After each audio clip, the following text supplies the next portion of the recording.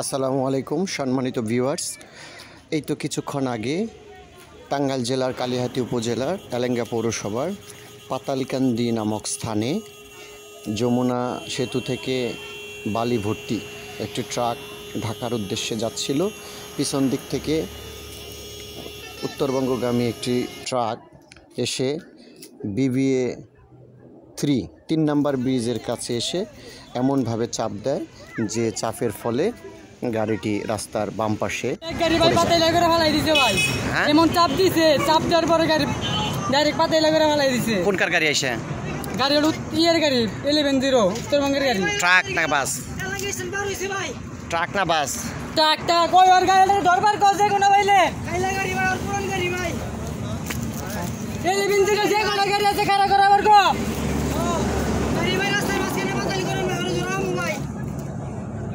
এই গাড়ি রাস্তার মাঝখানে পাতালি করে আল্লাহ বাঁচাই।